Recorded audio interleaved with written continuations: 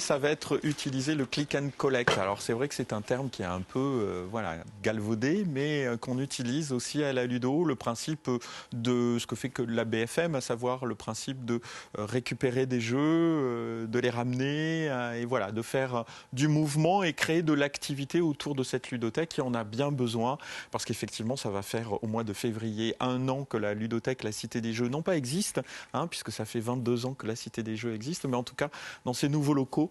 Et on a été frappé, bien sûr, directement par la Covid. Et ça a été un peu compliqué, un petit peu dommage, mais on a su rebondir et adapter la ludothèque à cette nouvelle version. C'est terrible, mais les Playmobil aussi, c'est pareil, c'est un par un.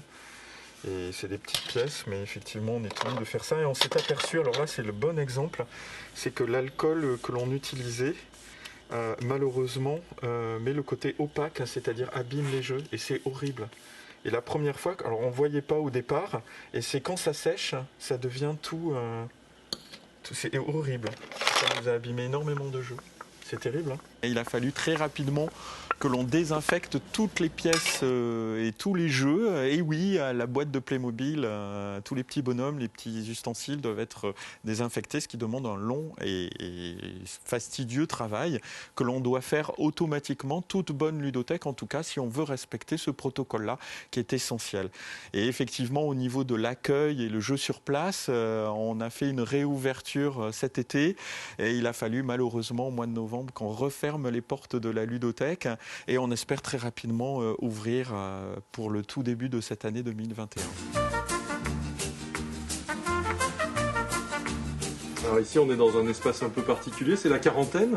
C'est l'espace de jeu normalement pour adultes et adolescents, où il y a beaucoup d'animation et qui là sert de sas de décompression, de sas de quarantaine effectivement, où on reçoit les jeux des familles et on les met en stock. Il y a certains jeux que l'on ne peut pas désinfecter, tout ce qui est jeux de cartes, jeux qui utilisent du papier, du carton et autres. Bien sûr, on ne peut pas les désinfecter. Les Playmobil, on va les prendre un par un, là, il n'y a pas de souci. Mais effectivement, pour les jeux de société, ça reste un peu plus compliqué. Donc, il reste 72 heures en observation. Voilà. On les vérifie puisque le ludothécaire fou se doit de vérifier tous les jeux qui sortent et qui rentrent, Covid ou pas Covid. Et donc, on est vraiment dans cette attitude-là de faire encore plus attention, ce qui nous demande encore beaucoup plus de temps de vérification, bien sûr.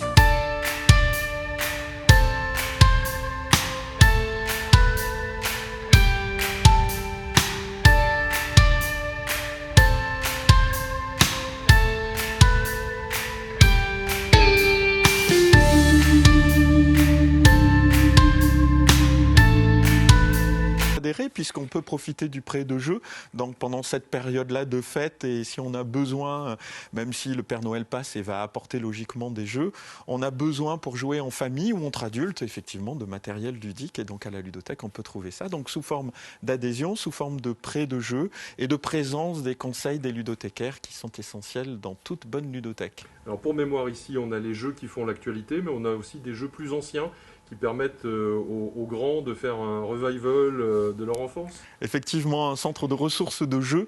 Et là, ça fait 4000 jeux, plus de 4000 jeux et jouets empruntables.